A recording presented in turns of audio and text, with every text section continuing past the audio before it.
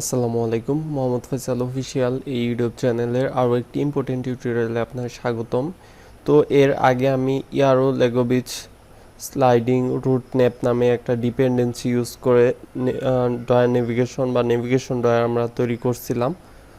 তো সেই ডিপেন্ডেন্সিটাই আমি আপনাদের সম্পূর্ণ সোর্স কোড আকারে দিয়ে দিব একটা প্রজেক্ট, যে প্রজেক্টটা এই ভিডিওতে তৈরি করব। এই প্রজেক্টটা তৈরি করতে আমি গত একটা ভিডিও দিয়েছিলাম, মোটামুটি 1 ঘন্টা সময়ের মতো আপনাদের কোড লেখা লাগতে পারে, সেগুলো দেখে লিখলেও।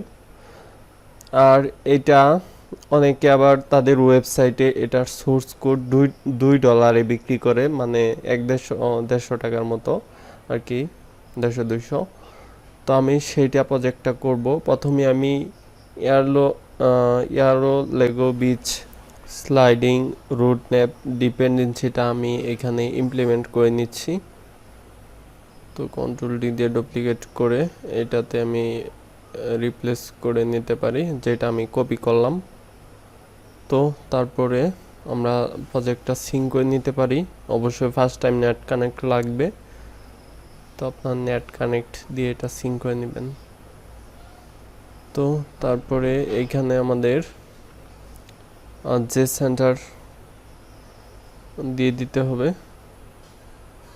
তো অলরেডি তো আমার এই মোবাইল যে সেন্টারগুলো কপি থাকে, পিন করা থাকে, আমি সিঙ্ক করে নিচ্ছি। সিম্পল। আমাদের ডাউনলোড করা আছে একটা জিপ ফাইল, তো সেটা আমরা এক্সট্রাক্ট করে নিচ্ছি উইন্ডার অ্যাপ্লিকেশন দিয়ে অথবা 7zip দিয়ে আপনারা এক্সট্রাক্ট।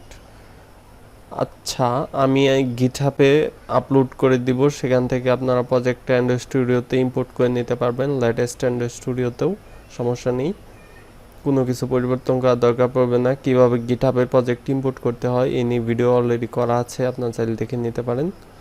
তো এই প্রজেক্টটা সিঙ্ক হতে হতে আমি ওইখানের যে ক্লাসগুলো বা অ্যাক্টিভিটিগুলো আছে আমি এখানে সবগুলো পেস্ট করব।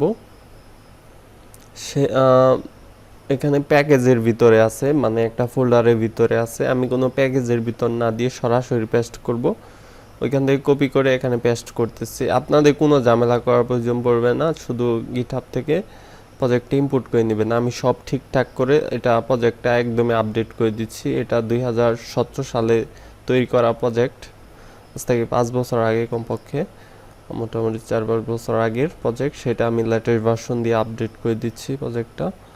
তো তারপর এইখানে লেআউট 3-4টা লেআউট আমি কপি করে নিচ্ছি। তারপর রিসোর্সের এখানে লেআউটে পেস্ট করে দিচ্ছি, ওকে দিয়ে ওভাররাইট করে নিচ্ছি। তো তারপর আমরা সিঙ্ক করে নিতে পারি। সিঙ্ক করার পর এইখানে আমাদের ড্রয়াবলে কিছু ইমেজ আছে, তো আমরা ড্রয়াবলের যতগুলো আইকন আছে সবগুলো আমি কন্ট্রোল-C দিয়ে কপি করে নিচ্ছি। আর স্ট্রিংয়ের এখানে কিছু টেক্সট আছে, এগুলো মিসিং থাকতে পারে, পরবর্তীতে আমি কপি করে নিব। তো আমি ফাইল ওপেন করে নিচ্ছি, ওপেন ইন এক্সপ্লোরারে গিয়ে। তো ফাইল ওপেন করে এখানে আমি রিপ্লেস করে দিচ্ছি, ওকে, পেস্ট করে দিলেই হলো। তারপরে আমাদের প্রতিটা ইমেজই কিন্তু এখানে চলে আসছে ডিফারেন্ট সাইজ অনুযায়ী।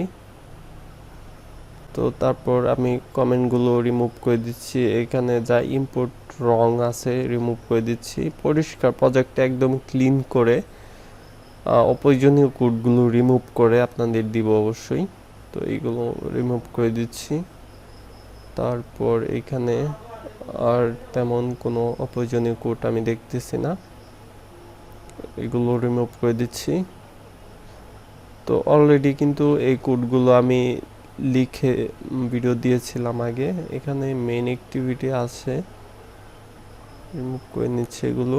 তারপর ইনপুটগুলো রিমুভ করে দিচ্ছি, যেহেতু এই প্যাকেজের সাথে ম্যাচিং হয় নাই তাই এরর শো করছে, সেগুলো রিমুভ করে দিলাম। ওকে, মিনিমাইজ করে নিলাম। তারপর এখানে টেক্সট কালারের মিসিং আছে আর কি, আর অ্যারে লিস্ট মিসিং আছে। তারপর এইখানে আমাদের এটা রিমুভ করে দিচ্ছি। তারপর এখানে সব ঠিকঠাকই আছে, কমেন্টগুলো রিমুভ করে দিচ্ছি। তারপর এখানে সব ঠিকঠাকই আছে, অপ্রয়োজনীয় কোনো কোড আর দেখতেছি না। তারপর এখানে টুলবারে একটা কালার, ব্যাকগ্রাউন্ড কালার মিসিং আছে। তো তারপর অ্যাপ বার, ফ্রেম লেআউট সব ঠিকঠাক আছে। অ্যান্ড্রয়েড এক্সের টুলবারে নেওয়া আছে, আমি এটা পার্পল কালার দিয়ে দিতে পারি, বা আপনারা টুলবারে অন্য একটা কালারও অ্যান্ড্রয়েড থেকে কালার নিয়ে দিতে পারেন, বা হোয়াইট ইউজ করতে পারেন। এখানে কালার পার্পল দিয়ে দিচ্ছি, 500 বা 200 এটা দিয়ে দিবেন। তো এরপরে এখানে ফ্রেম লেআউট আর একটা লেআউট আইটেম অপশনের, তারপরে জারের মেনুগুলি,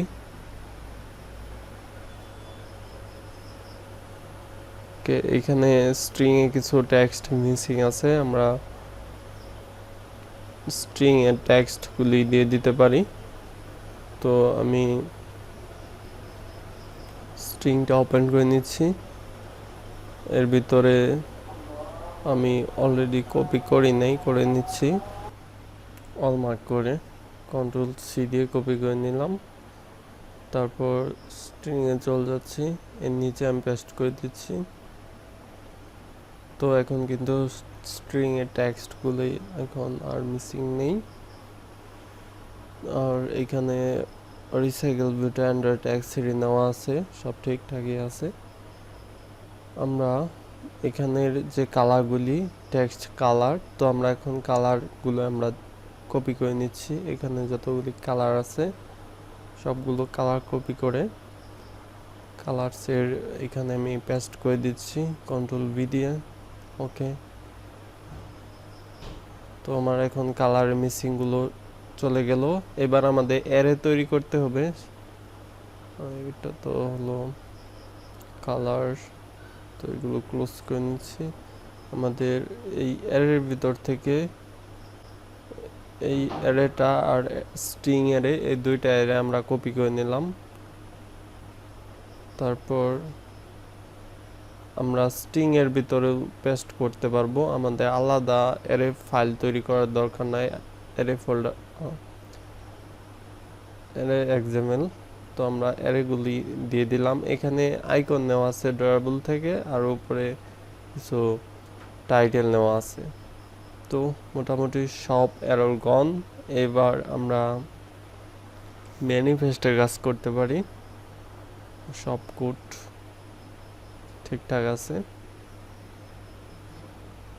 আমরা যেহেতু আমাদের ইন্টেন্ট ফিল্টারটা মেইন অ্যাক্টিভিটিতে দেওয়া, আমরা ইন্টেন্ট ফিল্টার এইখানে দেওয়া যে অ্যাক্টিভিটিতে, সেটাতে আমরা ইন্টেন্ট ফিল্টারটা সেট করতে পারবো।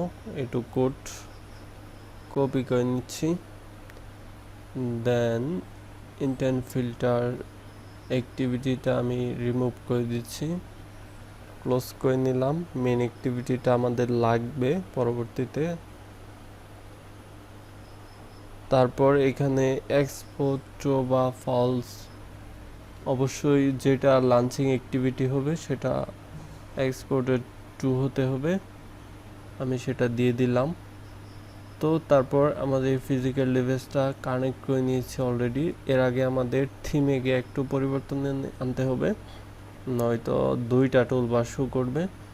এখানে no action bar dot bridge দিয়ে দিবেন, দুইটা থিমে চেঞ্জ করে নেবেন। নাইট মোডেরটাতেও আপনারা চেঞ্জ করে নেবেন, no action bar dot bridge same code দিয়ে দিবেন। তো তাহলেই হবে, ভালোভাবে আমি দেখিয়ে দিচ্ছি আবারও। আমার দেওয়ার পরে দুইটাতেই এবার আমি আমাদের ফিজিক্যাল ডিভাইসটা কানেক্ট করে অ্যাপটা রান করে দেখতে পারবো যে কীরকমটা হচ্ছে।